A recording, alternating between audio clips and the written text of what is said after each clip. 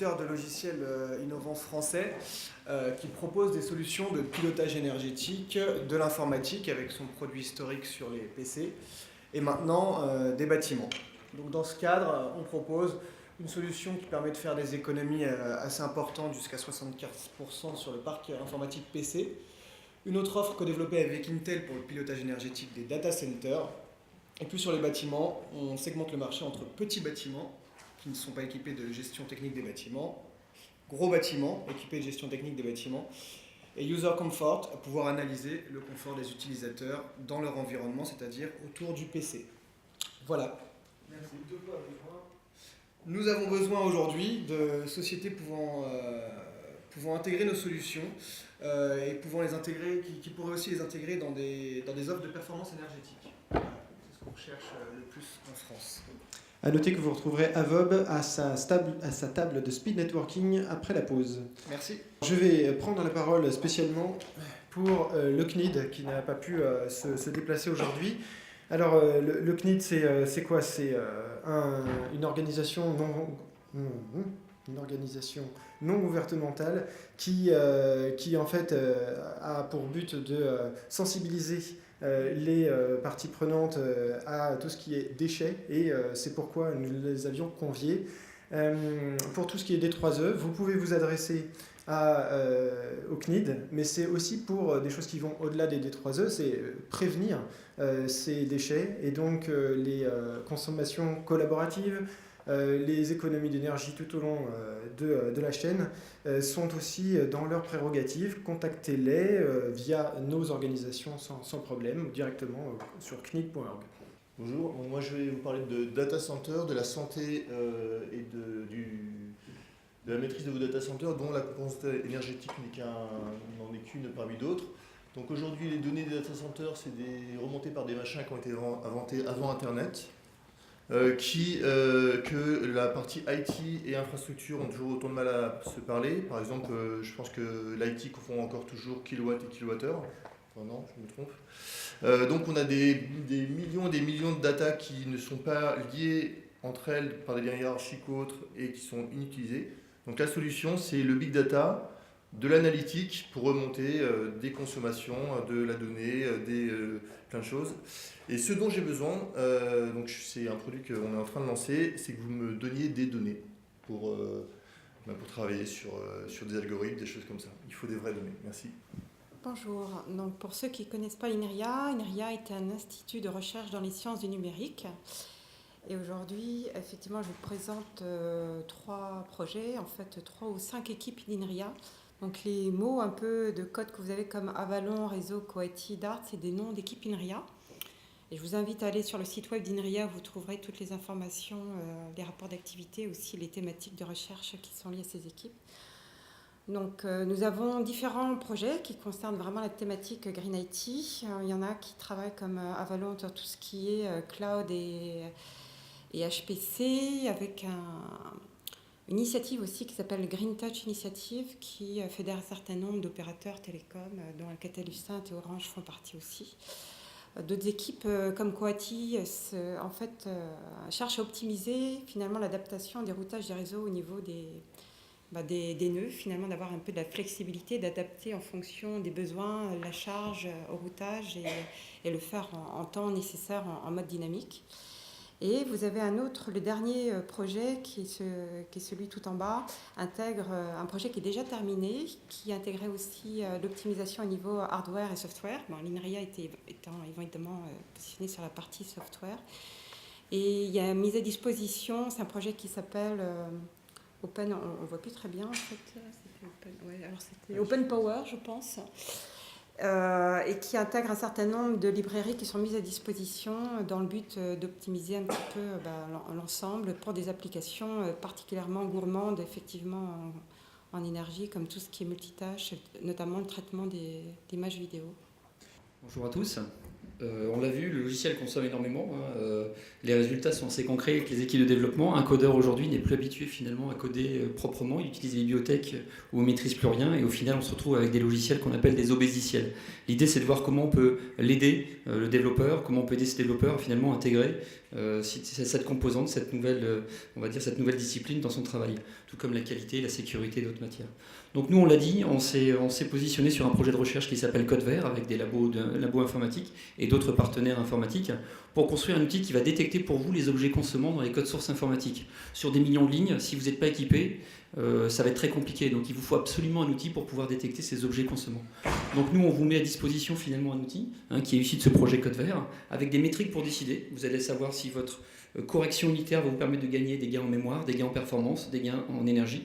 Et derrière, vous allez pouvoir comme ça ainsi intégrer ces corrections via vos outils habituels du développeur, sous Sonar ou sous Eclipse, qui vont vous permettre finalement d'agir à la ligne et de pouvoir dire je corrige avec un motif de correction présenté. Tout ceci se fait multilangage, en multi-environnement, donc on traite l'ensemble des langages du web, Java Android, bientôt C, etc. L'idée c'est que derrière, qu'on n'ait plus des logiciels qui soient des bloatware, qu'on puisse gagner de l'énergie, qu'on puisse aussi réduire des coûts, puisqu'à chaque fois qu'on a un logiciel qui consomme beaucoup, on rajoute des machines, on rajoute de l'espace, on rajoute des logiciels embarqués pour faire tourner ces machines. Merci. Et l'idée, c'est aussi d'avoir aussi un développeur à nouveau responsable de son travail et actif sur le sujet. Pour conclure, vous cherchez des testeurs. Oui, on cherche des testeurs, notre produit arrive sur le marché maintenant et l'idée c'est d'avoir des bêta-testeurs pour aller plus loin sur cette partie. Merci. Oui, bonjour. Donc, Norak conçoit et commercialise des plateformes, des serveurs innovants. Et l'idée, c'est de penser un petit peu hors du rack. Et donc, l'objectif, c'est de consommer, bien entendu, beaucoup moins d'énergie. Nos plateformes n'ont pas besoin, par exemple, d'une salle climatisée pour fonctionner. Et les facteurs de réduction de consommation vont de 2 à 10. Et donc, quand on a entendu tout à l'heure le 20 à 40% des coûts d'OVH représentaient l'énergie, si on le divise par 3 ou 4, on peut imaginer l'économie ainsi engendrée. Donc aujourd'hui, nous avons déjà vendu plusieurs machines et nous sommes à la recherche donc d'investisseurs pour lancer notre développement. Voilà, le besoin est clair. Les détails technologiques en détail à la table de Speed Networking pour ceux qui ont la chance d'y participer dans une petite demi-heure. Merci beaucoup. Oui, bonjour. Donc moi je n'ai rien à vendre en fait et l'idée c'était plutôt de partager une expérience et puis de trouver des gens qui veulent partager une expérience avec nous. C'est la minute de folie. Alors est-ce que vous savez qu'il y a 2 types de folie ? La première en fait dont vous êtes tous victimes, je suis désolé de vous l'apprendre, c'est qu'on croit qu'on est enfermé et qu'il n'y a aucune possibilité d'agir. La seconde, on va regarder effectivement comment se sortir en fait d'un certain nombre de barrières et puis éliminer finalement des éléments d'inertie qui nous bloquent, comme le matériel. Sur un des projets pilotes, qu'est-ce qu'on a fait en dehors du matériel et sans pouvoir toucher au logiciel, ce qui prenait trop de temps? On a changé de place notre Bobo logo. Alors vous ne le voyez pas tout à fait là, je pourrais vous expliquer pourquoi est-ce que ça amène. On a changé de place notre processus de supply chain. Et on a ajouté des fonctionnalités comme le télétravail, puisque le télétravail c'est la santé, et la santé c'est le contraire de la folie. Donc, tout ça, qu'est-ce que ça nous a amené ? Ça matérialise en fait quelque chose qui est fondamental, c'est moi ce que j'appellerais le tabouret africain, vous savez, un objet éco-conçu avec 3 pieds, seulement 3 pieds, mais il en faut pas en retirer un seul, sinon ça bascule. Premier bénéfice pour nous, c'est l'expérience client. On amène au travers d'un produit éco-conçu une amélioration du confort client, des évitements de déplacement. Deuxième bénéfice, c'est la planète quand même, on est un peu là pour ça au départ, on limite les émissions carbone. Et puis le troisième bénéfice qui est un peu noyé dans l'Île-de-France, là, c'est les gains économiques, puisqu'on permet à nos clients d'économiser de l'argent. Voilà. Merci, on peut venir vous voir pour obtenir plus d'infos sur ce progresser projet. ensemble. Merci beaucoup. Oui, donc PDC Apply, nous sommes une société de conseil et d'édition de services numériques. Derrière PDCA, vous trouvez plein d'outils CAC, derrière Apply, la conformité. Ce qui nous intéresse, c'est de trouver des gens qui sont volontaires pour bêta-tester une offre nouvelle chez nous, qui, comme tout ce que l'on fait, est basé sur Planout Cheka, qui consiste à gérer des obligations et à se servir de la gestion des obligations d'une manière incrémentale pour développer et surtout valider une politique de Green IT. Donc concrètement, le monde est rempli de régulations, de choses que l'on hérite des clients qui eux-mêmes sont certifiés ou d'approches volontaires. Lorsque l'on a ces obligations, eh bien, on peut songer très sérieusement à s'interroger comment est-ce que je fais pour les réaliser. Il y a des approches un petit peu pharaoniques de prendre toute la liste et de tout faire. Nous, on est plutôt dans l'incrémental. Et on a du logiciel applicatif qui permet de décomposer les obligations, de trouver les critères d'inclusion, d'exclusion. Enfin, on a un petit peu d'une sauce magique qui permet à un utilisateur de... Merci. Je pense de que tailler sa politique. on peut être nombreux à se retrouver dans ces différentes thématiques. Le tout est de préciser ensuite sur quoi on peut agir avec eux. Retrouvez donc Monsieur Kornfeld à la pause également. À mon tour de prendre la parole pour une start-up qui n'a pas pu se déplacer parce qu'elle est en train de lever des fonds. Elle a préféré les investisseurs à nous. Bon. Il s'agit de Glast, porté en France par une petite structure qui s'appelle Pixin Production. Pour faire très simple, le support de stockage aujourd'hui, longue durée, idéal, n'existe pas. En tout cas, il est justement entre les mains de Glast, d'après lui, parce que les laboratoires du LNE ont prouvé qu'il y avait une durée de vie parfaite au-delà de 100 ans pour ce fameux... Aujourd'hui, seulement DVD en verre, donc on grave directement dans une couche maintenue entre deux surfaces de verre.